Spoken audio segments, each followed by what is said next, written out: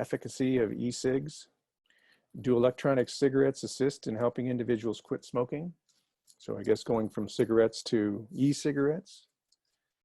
Researchers found 300 current smokers to volunteer for a study in which each was randomly assigned to 3 treatment groups. So since they were randomly assigned, we have the 3 different groups. And we know that there are 300 total. That's what it tells us up here. And this is 65 and 63 and 55. Well, that doesn't make sense. Subjects dropped out, is what it says. At the end, 65 remained in group 1, 63 remained in group 3, and 55 remained in group 3. So we started with 300, but we had folks drop out of the survey or the study.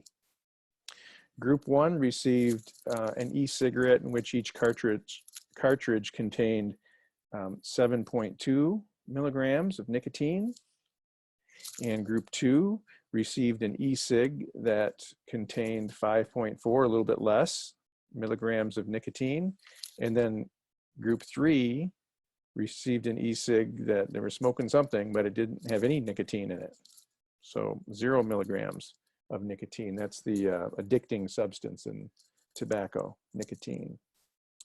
All right, so 4, 6, 7, it's 157 here, and 13 and 13 is 26, so this is 183.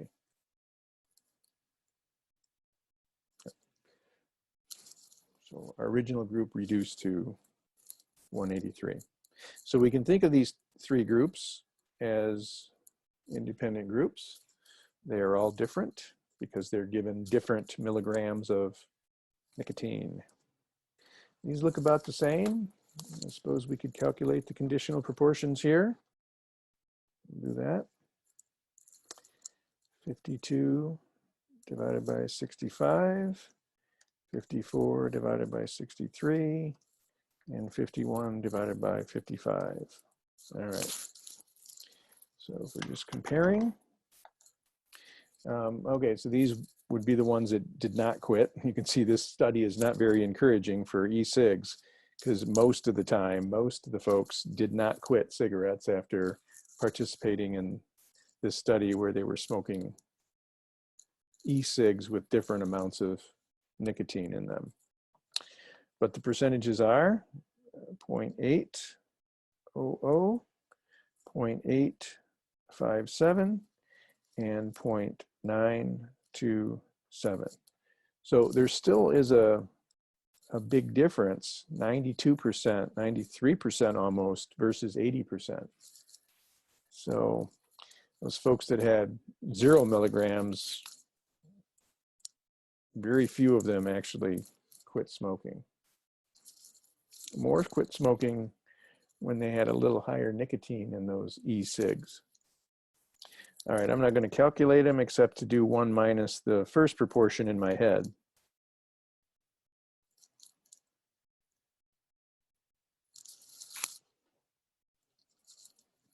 Okay, so you can set this up how you want. You can define your proportions as the proportion that of those smoking e-cigs with 7.2 milligrams of nicotine in them that quit, or you can define them as those that did not quit. So your choice. Matrix A, you need to enter in is the matrix 52, 54, 51, 13, 9, and 4. This also is a 2 by 3 matrix.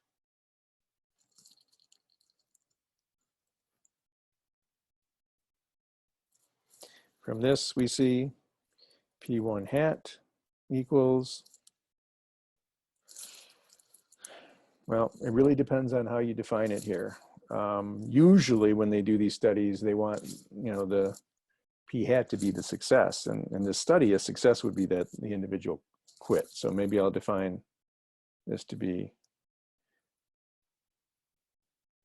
P1 to be 0.20, 20% quit.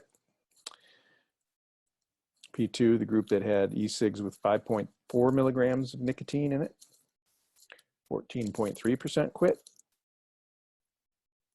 And group 3, we only had 7.3. Oops.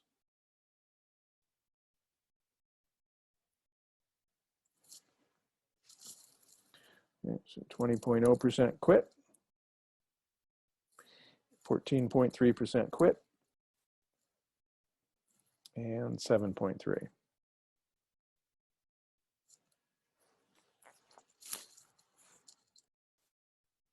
All right, so I wanted to do another problem from section 4.4. It appears that there's big differences in here, but we do also have a small sample size. What else can I do here? Maybe I'll calculate an expected value for you. What is the expected value in this spot right here? Well, let's do this one over here. The expected value here in row 2, column 3, for that 4 there, we would take the row total, 26, and multiply by the column total, 55, and divide by the table total, 183. So you should be able to calculate an expected value by hand.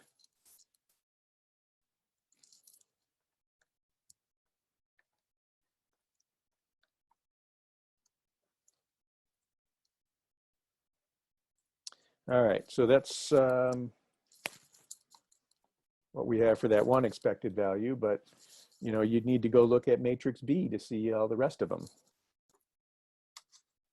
Well, if you use the same level of significance for this test that we used on the previous one, since the table size is the same, the degrees of freedom would be the same.